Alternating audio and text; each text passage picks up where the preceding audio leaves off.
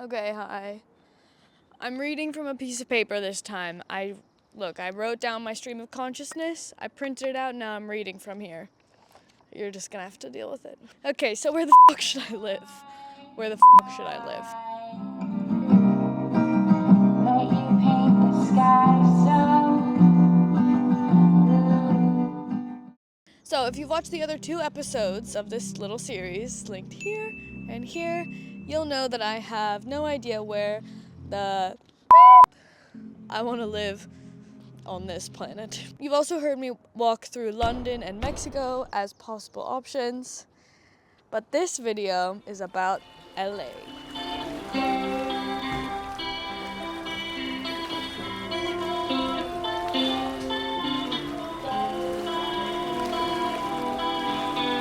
So LA is kind of an obvious choice for me. I'm at a stage in my life where I'm trying to figure out where it is I want to plant my roots. And as a 28-year-old woman who wants to start living a more grounded lifestyle and who's a filmmaker, LA really does seem like an obvious answer, no? I'm from the Bay Area and my parents are still here and I want to be close to my family. That's something that's really important to me. Another reason that LA seems like a great option is one of my best friends in the world lives there, so it wouldn't be like a totally fresh start, if you know what I mean. However, of the 3 options, I would say that LA is the one that I'm the least familiar with. I've spent the least amount of time there. So I recently drove up from Mexico all the way up to Oakland, where I'm from, and I took a little pit stop in LA. Here are those days. Okay, so I went to this party because my friends were performing, you're about to see.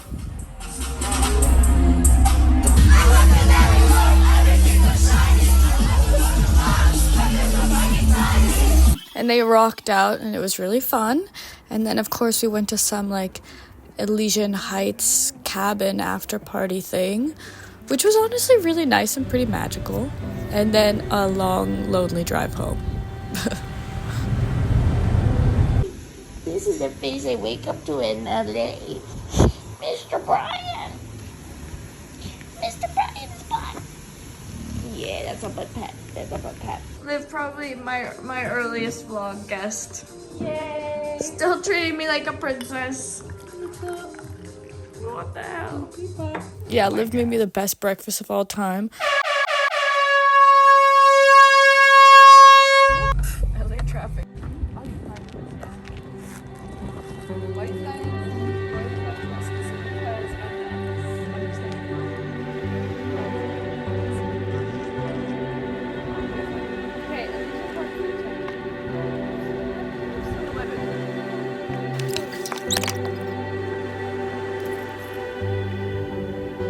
I was really feeling this fit. The wind wasn't, though.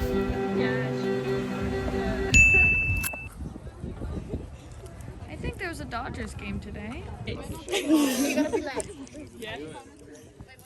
My superstar friends have like fans.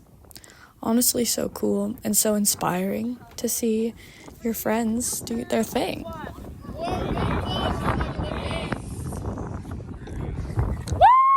That was me being inspired. A martini without an olive. What the hell? And I don't think they're going to. I can't believe this.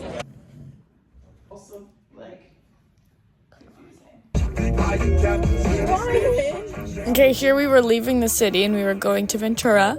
We picked up a friend I hadn't seen in a long time on the way.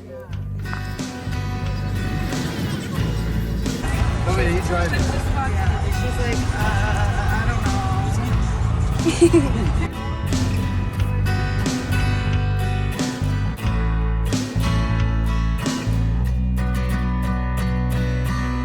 know. Okay, cool. It was pretty beautiful. The mist.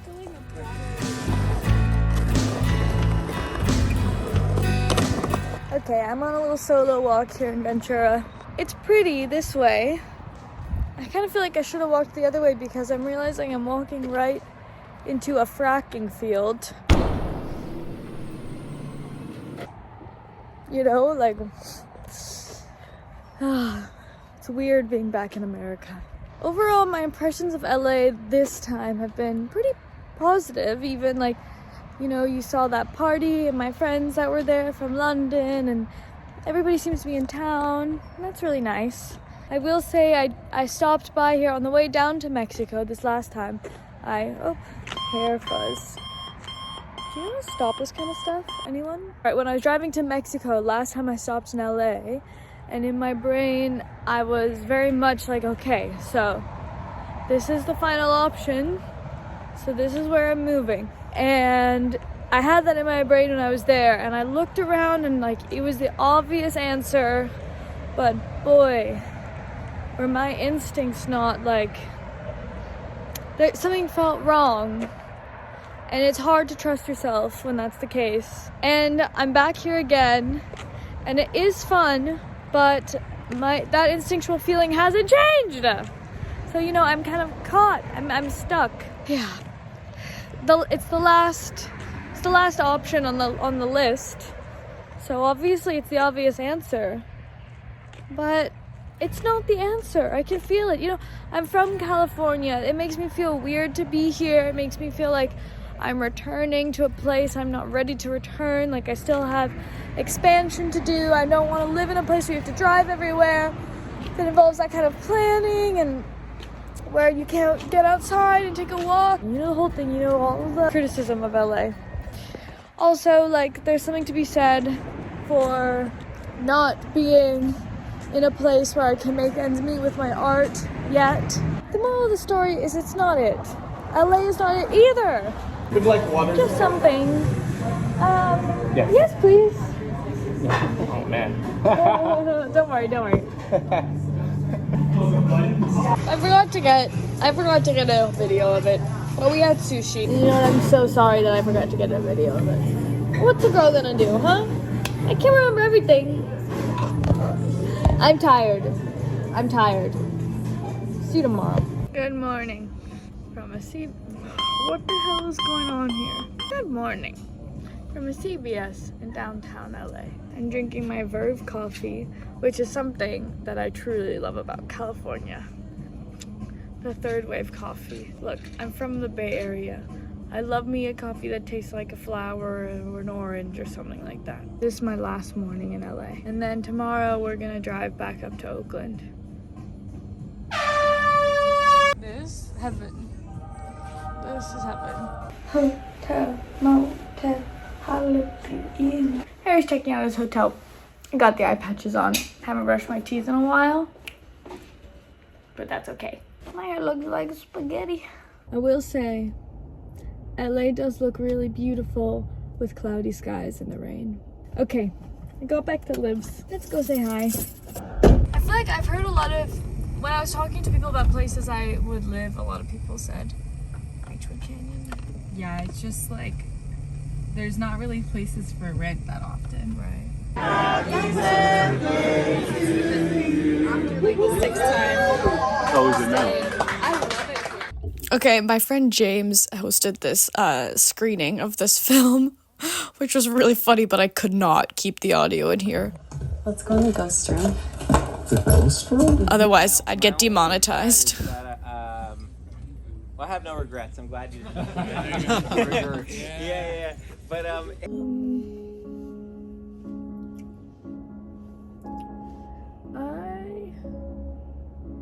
in a bad mood. I don't know. I just woke up feeling sad. This is not it.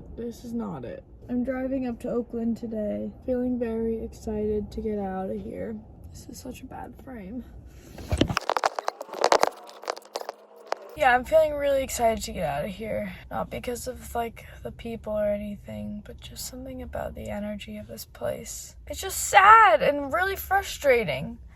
And I don't know if I'm putting things too much on location and not enough on me, but at the same time, it is a really important choice that I'm making.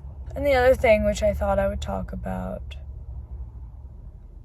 is the big and terrible and tragic elephant in the room, which is the fires that have ravaged this town.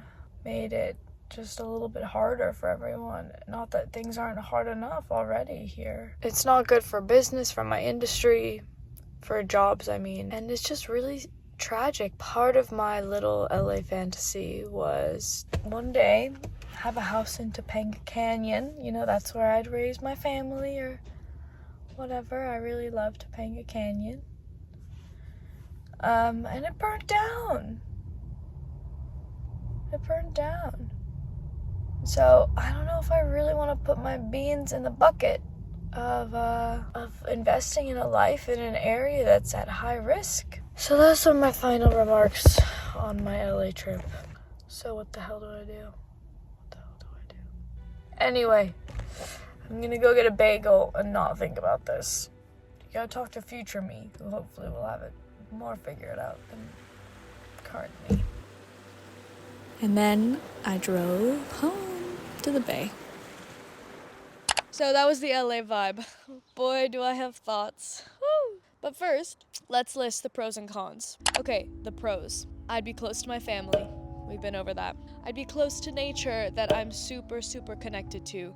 You know, the kind of stuff that makes me feel close to God. It's quote unquote good for working in the film industry. Okay, the cons. One, it's so expensive.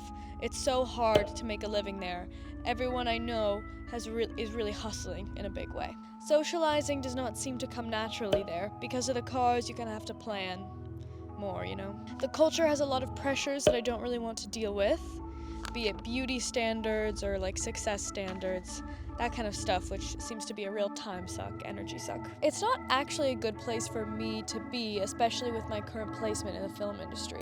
I've spoke to a couple people who are seriously working in the film industry and they don't really live in LA anymore or don't spend a lot of time there because things aren't getting shot, because it's so expensive. Anyway, it is an extremely competitive place, which won't be good for my self-esteem. It's not walkable. This is big. I want to take a walk.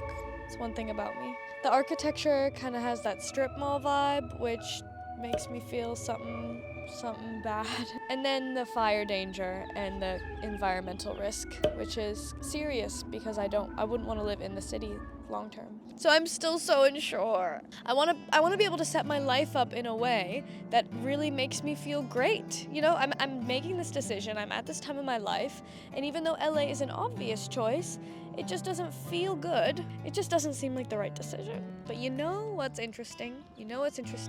I drove to LA from that house in Mexico that I showed you in the first video in this series, and I had a week on the road in Baja California. And now that was amazing. Despite this one incident with clams, it was like a pretty incredible experience. Let's roll the clip. Hello, cruel world. It's me, Blondey, checking in and saying hi. I have to let you know something. You're over here. I have to let you know something. Tomorrow at 4:30 in the morning, I'm waking up to go drive from the middle of Mexico to LA through Baja California. We leave at 5:15. It's gonna be lit. Join me.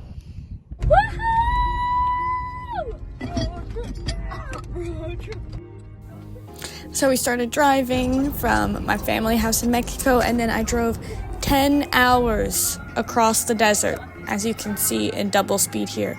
We saw fires, we got stopped by police a million times, and it was a really, really long drive. We drove through Guadalajara, and we stopped for some birria, which was so good. I just drove like 9-10 hours, but finally we've arrived at the ocean. Let's get a pina colada. Yeah, that's a good drink. I got a pina colada.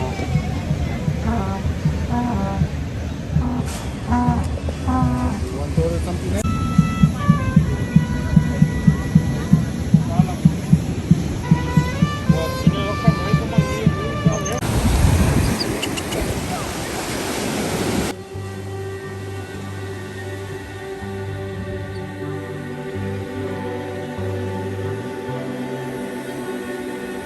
It was so beautiful, but I couldn't seem to get the shot right. Yeah, I can't even seem to get the shot right. But it was really beautiful. Yeah. Honestly, this view is just as lit. The one thing I will say about driving through Mexico there's so much pollution. So much pollution. I'm like, sorry, this might be gross to say, but I'm feeling like my pores are full. Ugh. I can't put that online. That's really gross. Good morning!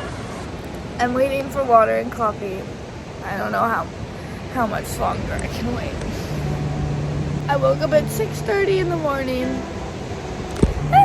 I probably went to sleep at like 8:30. I'm waiting for water and coffee. It's my first time at a resort. Honestly, kind of lit but weird is how I'm feeling. I feel like, especially in Mexico, going to a resort feels like extremely politically loaded for me. But what I have to remember is that tomorrow we're getting on a ferry with my car to go to Baja California. And this was actually just the cheapest place to stay near where we parked after the 10-hour drive. And honestly, it is really nice. And the thing about Mazatlan, which is where we are now, it's mostly non-American tourists. So the politics of it is not so. It's not like we're going to Cabo, which we actually might be going to, or to Cancun or something like that. What did you do? I ground for this speed. You ground for the speed. Yeah. Ground is not the music line. We grinded. So this place by the ocean was in Mazatlan, and we went from the resort area to the downtown, had some amazing seafood at the mercado, and then I drove my car to the ferry stop, which was an overnight ferry from Mazatlan across the water to Baja California, to La Paz in Baja California. I was really loving this boat. I was having a great time. Estoy en el ferry. Okay, I'm on the ferry. Just parked my car. We're about to spend 12 hours on this boat to get from Mazatlan, Sinaloa to Baja California. I have my cafecito. And then with me in it, the wardrobe fell to the ground.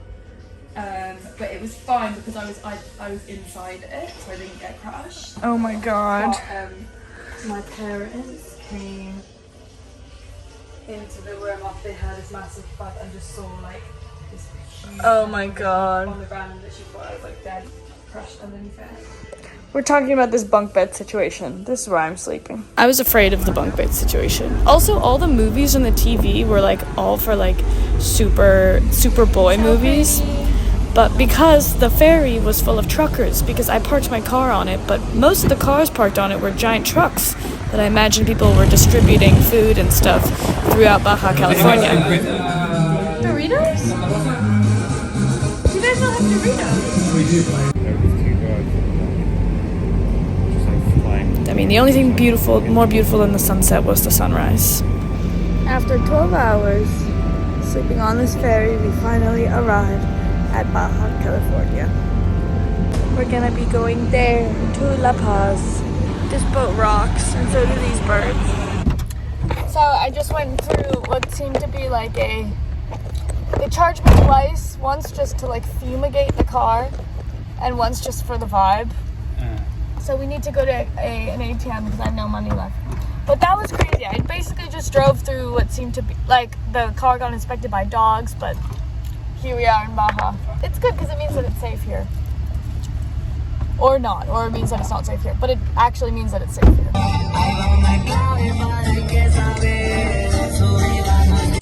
First stop in Baja. We're going to Playa Balandra, which is a virgin shallow beach.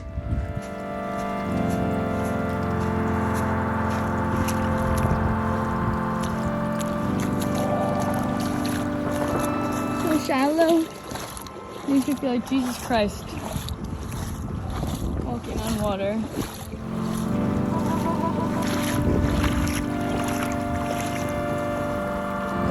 Maybe the best fish ever? I'm running around with joy and happiness, but I have just consumed 2 fresh clams that would drastically change the course of events. Yacht called Land.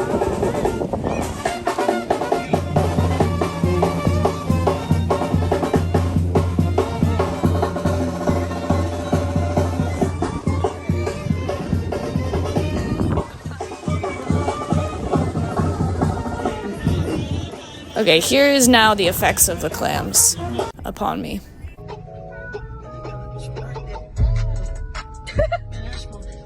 She's feeling it. Yesterday did not exist. Okay, so shit hit the fan the day before yesterday. We were in Las Ventanas, which wasn't really our vibe. And I begin the day by backing my car out of a parking lot into a pastor's car who's parked directly behind all the other parking spaces, praying. So that was really bad karma initially. And then what else? And then, well, I'm gonna get dressed and I'm gonna share with you what happened after that. So after I hit this pastor's car, I basically, went with him to the local mechanic and paid a lot of money, which rightfully so. I needed to pay him money because I hit his car. But why are you gonna park like that? Anyway, just me not getting over it. But so earlier that day, we had eaten those clams, which if I took a video of them, I'll remind you here. Those clams sent me to death's door yesterday. I was out. I woke up in the middle of the night. I woke up 3 times and I was like, something's wrong. And I felt like I was gonna throw up when I woke up. But I didn't, which is good. It was just a day of basically me sitting in the back of the car about to throw up as we drove.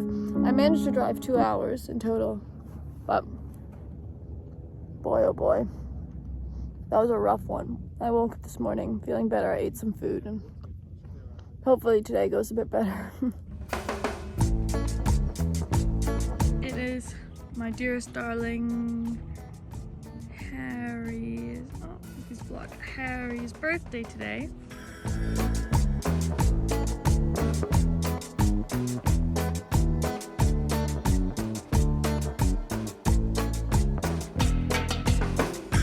Look, I'm back in the saddle. You keep driving through the desert, the endless desert, and finally made it to this place that felt like Mars, but with an ocean. It's the next day. I'm looking at the beautiful ocean, but boy, my tummy is still in knots. But we're gonna hit the road, and tonight we'll be in Tijuana.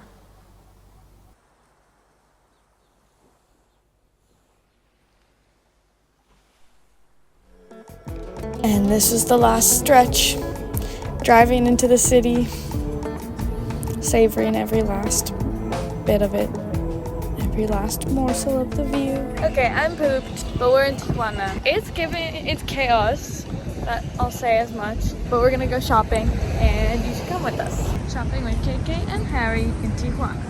The shopping was kind of crazy. We're stopping to get some cigars.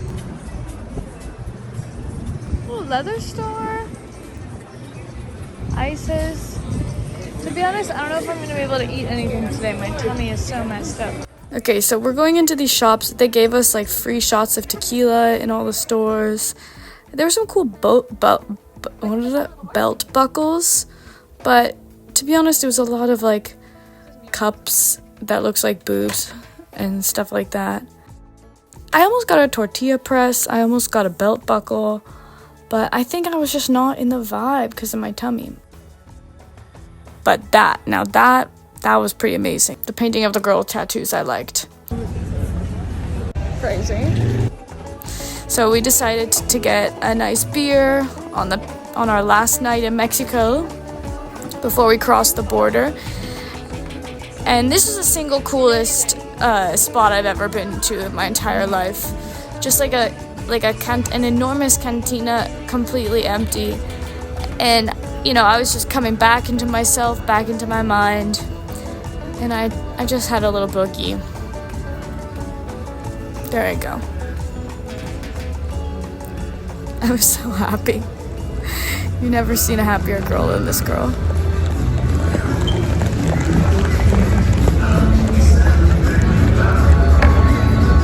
Tijuana, interestingly enough, is actually where Caesar salad was invented.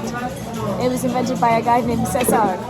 Not a joke, look it up. Okay, so I'm not even gonna lie. This Caesar salad that this guy is making right now, I think single-handedly cured my stomach, which makes no sense because I think it has like a raw egg white in it or something. I have no idea how, but this Caesar salad brought me back. Aww. Okay, so we're here at the border of Tijuana in the U.S. We got a BBL ad. Where's the BBL advert? Oh yeah, we got BBL adverts. It's just chaos out here in these streets, and yeah, we're gonna cross in just a second. San Isidro, port of entry. I thought it'd be a really good idea to show you what it was like crossing the border. I mean, of all the people in the world, the cops are not gonna give us a hard time, but this was us going through. Hello. Where are you guys going? We're going to LA. How many is it? 3. He looked at my passport. He looked at their passports. Harry, did you just arrive here? No, we flew into Mexico City together, me and Kaden. What is it? We flew into Mexico City like 2 weeks ago. 2 weeks ago. They didn't give me a stamp on it. So you haven't been in the States No. in not the past yet. 6 months, huh? No. But I've got That's your ESTA? Yeah, that's it. I'm flying back on Monday. When do you fly back? Monday. And you guys are going where? We're going to LA. and then back to London. What are you guys gonna do in LA? See our friends kick. Sorry? See our friends kick.